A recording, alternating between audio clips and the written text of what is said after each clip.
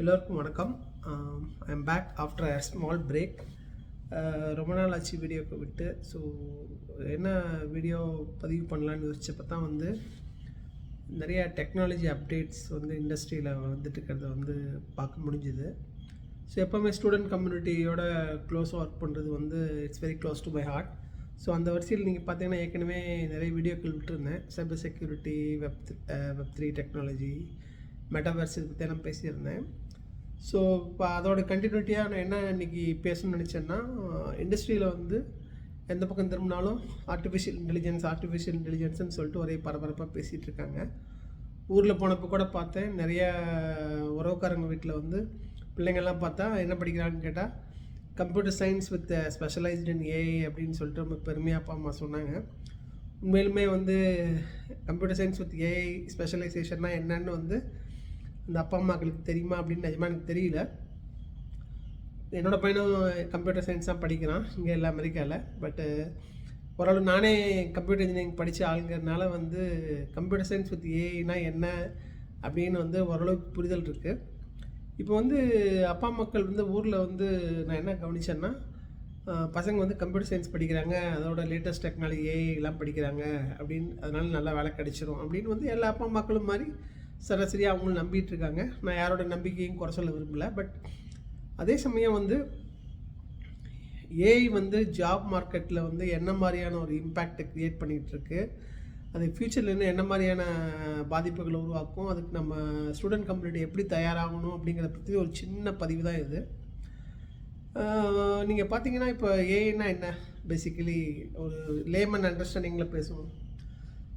மெஷின்ஸை நம்ம மாதிரி மனுஷங்க மாதிரி திங்க் பண்ண வச்சு நம்மளை மாதிரி வேலை செய்ய வைக்கிறது தான் ஆர்டிஃபிஷியல் இன்டெலிஜென்ஸ். அப்படின்னா செயற்கை நுண்ணறிவுன்னு தமிழில் சொல்கிறாங்க. அப்படின்னா என்னென்னா, மனுஷனை மாதிரியான ஒரு அறிவை மெஷின்களுக்கு கொடுத்து மனுஷங்க பண்ணக்கூடிய வேலைகளை மெஷின் மூலமாக பண்ண வைக்கிறதுக்கு பேர் தான் ஆர்டிஃபிஷியல் இன்டெலிஜென்ஸ்.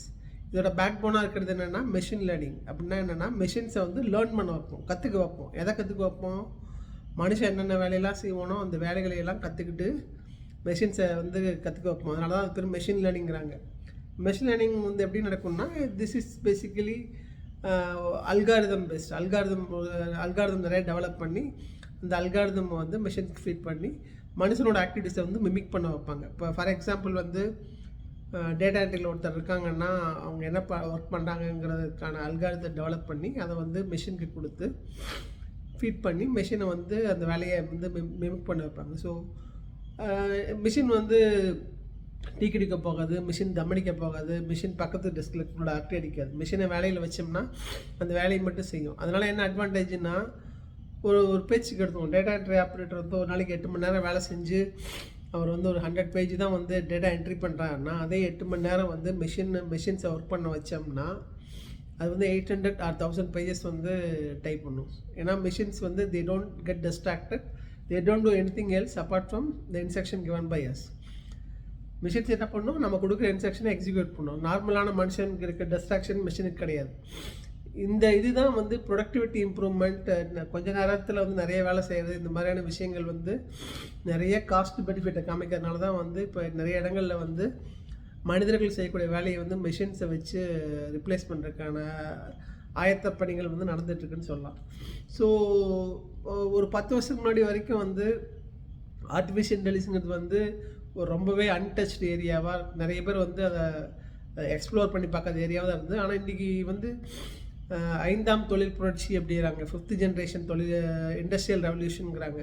அதை நோக்கி நம்ம போயிட்டுருக்கும்போது இதில் பார்த்திங்கன்னா மெஷின்ஸோட பார்ட் அதிகமாகவும் ஹியூமன் நம்ம மாதிரியான மனிதர்களோட பங்களிப்பு கம்மியாகவும் இருக்கிற மாதிரி தான் அந்த டைரெக்ஷனில் தான் போயிட்டுருக்கோம். ஸோ அது என்ன மெசேஜை சொல்லுதுன்னா, ஃப்யூச்சரில் machines will by and large machines will replace the activities of human being.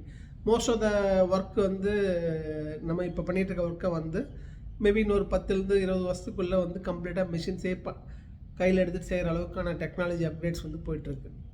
இதில் பாதிப்புக்குள்ளார நிறைய விஷயங்கள் என்னென்னா, எங்கே ரொம்ப திங்கிங் தேவைப்படாத, அதாவது யோசிக்காமல் வெறுமனே ஒர்க்கை எக்ஸிக்யூட் பண்ணுற மாதிரியான இன்ஸ்ட்ரக்ஷனை எக்ஸிக்யூட் பண்ணுற மாதிரியான ஒரு என்விரான்மெண்ட் இருந்துன்னு வச்சுக்கோங்களேன். அங்கே machines can be easily deployed. For example, documentation, customer service, IT support, diagnosis, medical diagnosis.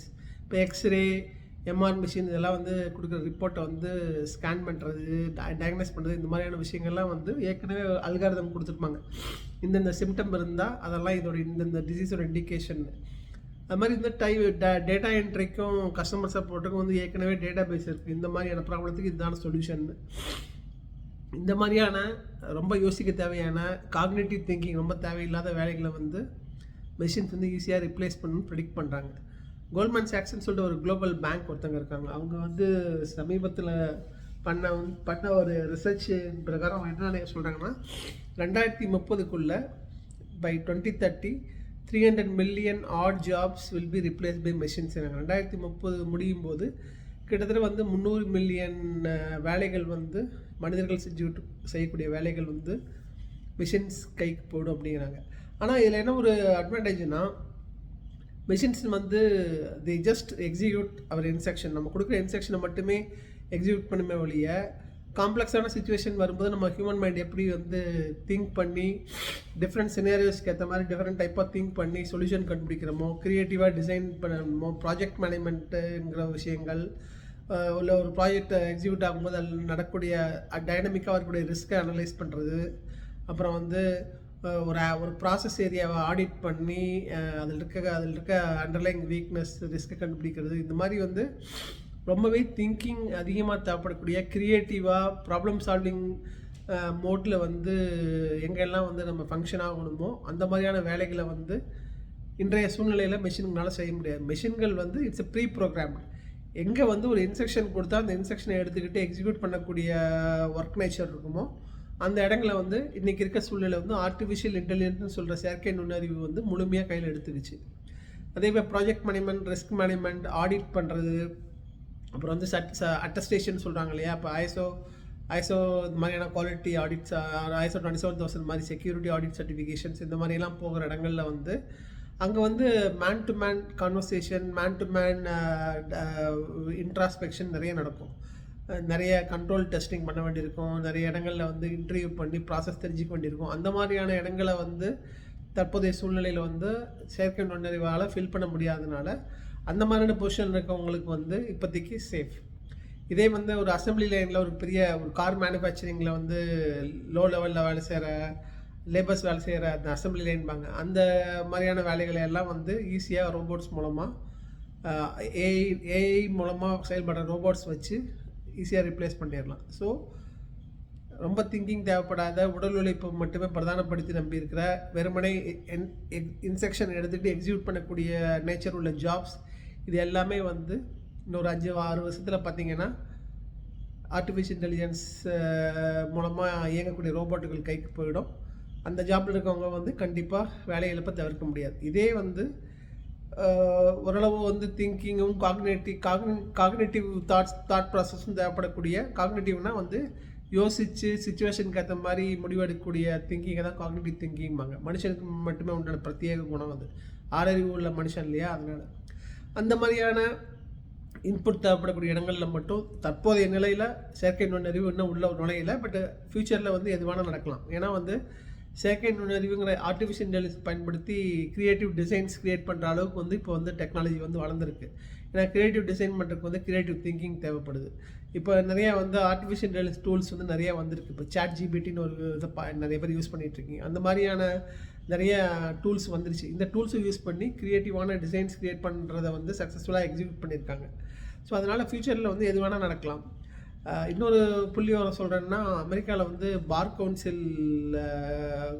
கவுன்சில்ங்கிறது வந்து வழக்கறிஞராக பதிவு பண்ணி ப்ராக்டிஸ் பண்ணுறவங்களுக்கான ஒரு ஃபோரம். அந்த ஃபோரத்தில் இருக்கக்கூடிய 90% லாயர்ஸ், லீகல் ப்ரொஃபஷனல்ஸோட வேலையை வந்து மெஷின்ஸ் வந்து 90% வந்து அவங்கள வந்து அந்த ஒர்க் எஃபிஷியன்சின்னு பார்க்கும்போது அவங்களோட 90% எஃபிஷியண்ட்டாக வந்து இந்த ஆர்டிஃபிஷியல் இன்டெலிஜென்ஸ் அப்ளிகேஷன்ஸ் வந்து ஃபங்க்ஷன் ஆகுதுன்னு சொல்லிட்டு ப்ரூவ் பண்ணியிருக்காங்க. That means legal profession in future will have a definite impact due to artificial intelligence.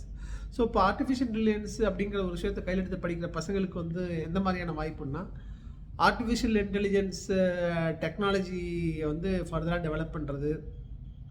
இப்போ பைத்தான்னு சொல்லிட்டு ஒரு டெவலப்மெண்ட் லாங்குவேஜ் இருக்குது. இந்த லாங்குவேஜை வந்து எக்ஸ்பர்ட் ஆகிறவங்க வந்து புதுசாக வந்து மெஷின்களுக்கு வந்து இன்டெலிஜென்ஸ் கொடுக்குறதுக்கு வந்து எல்எல்எம்னு ஒரு ஃப்ரேம் இருக்குது, லார்ஜ் லாங்குவேஜ் மாடல்ஸ்னு.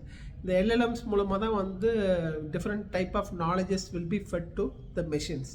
ஸோ இந்த எல்எல்எம் டெவலப் பண்ணுறது, ஆர்டிஃபிஷியல் இன்டெலிஜென்ஸ் அப்ளிகேஷன்ஸை வந்து டெப்ளாய் பண்ணுறது, அதை மெயின்டைன் பண்ணுறது, இப்போ அது மூலமாக வரக்கூடிய புதிய சைபர் செக்யூரிட்டி ரிஸ்க்கு இல்லை மற்ற ரிஸ்க்கை வந்து கண்டுபிடிக்கிறது, ஆர்டிஃபிஷியல் இன்டெலிஜென்ஸ் பிளாட்ஃபார்ம் மெயின்டெனன்ஸுக்கு தேவையான பாலிசிஸ் ப்ரொசீஜர்ஸ் எழுதுறது, இந்த மாதிரியான வேலைவாய்ப்புகள் இருக்கும். அதோட ஆன்சிலரியாக வரக்கூடிய டேட்டா சயின்ஸ், அனாலிட்டிக்ஸ், இந்த மாதிரியான விஷயங்கள்லையுமே வந்து கற்றுக்கிறவங்களுக்குமே கூட ஆர்டிஃபிஷியல் இன்டெலிஜென்ஸோட வரவுனால எந்த ஒரு பிரச்சனையும் இருக்காது. ஏன்னா வந்து ஆர்டிஃபிஷியல் இன்டெலிஜென்ஸ் வந்து கிட்டத்தட்ட 100 மில்லியன் புது ஜாப்ஸை க்ரியேட் பண்ணணும்னு சொல்லிட்டு ஒரு புள்ளிவரம் கொடுத்துருக்காங்க. பட் இந்த புள்ளிவரம் பார்த்திங்கன்னா இந்த 100 மில்லியன் ஜாப்ஸுமே பியூராக டெக்னிக்கல் ஜாபாக தான் இருக்கும். இது வந்து டைரெக்டான ஆர்டிஃபிஷியல் இன்டெலிஜென்ஸ் டெக்னாலஜியோ இல்லை அதோட ஆன்சிலரி ஸ்ட்ரீமாக வரக்கூடிய டேட்டா சயின்ஸ், அனாலிட்டிக்ஸ், இந்த மாதிரியான ஸ்ட்ரீம்ஸை சார்ந்த ஜாபோ தான் இருக்கும். அதனால் வந்து artificial intelligence computer science with artificials படிக்கிற பசங்க டேட்டா சயின்ஸ், அனாலிட்டிக்ஸ் மாதிரியான ஆன்சிலரி ஸ்ட்ரீமையும் வந்து கொஞ்சம் கவனமாக பார்த்து வச்சுக்கோங்க. அதே மாதிரி cyber security, audit, technology audit, இது சம்மந்தமான தகுதிகளையும் வளர்த்துக்கிட்டிங்கன்னா ஆர்டிஃபிஷியல் இன்டெலிஜென்ஸ்னால் தொட முடியாத ஒரு பாதுகாப்பான இடத்துல போய் நீங்கள் உட்காந்துக்கலாங்கிறது வந்து என்னுடைய பார்வை. ஏன்னா நான் வந்து 27 வருஷமாக வந்து இண்டஸ்ட்ரியில் இருக்கேன். அது இல்லாமல் ஒரு லாஸ்ட் ஒரு 5-10 வருஷமாகவே நான் இந்த மாதிரி புதுசான டெக்னாலஜிகளோட வரவுகளை வந்து ரொம்ப க்ளோஸாக கவனிச்சுட்டு வரேன். நிறைய அமெரிக்கன் ஜேர்னல்ஸில் வந்து ஆர்டிகல்ஸ் பப்ளிஷ் பண்ணியிருக்கேன், இன்னும் பண்ணிகிட்ருக்கேன். இப்போ போன மாதம் கூட வந்து சைபர் செக்யூரிட்டி டொமைனில் வந்து ஆர்டிஃபிஷியல் இன்டெலிஜென்ஸ் யூஸ் பண்ணுறதோட சேலஞ்சஸ் என்ன, அதை எப்படி ஓவர் கம் பண்ணுறது அப்படின்னு சொல்லிட்டு ஒரு அமெரிக்கன் மேகசைனில் வந்து ஆர்டிக்கிள் பப்ளிஷ் பண்ணியிருந்தேன்.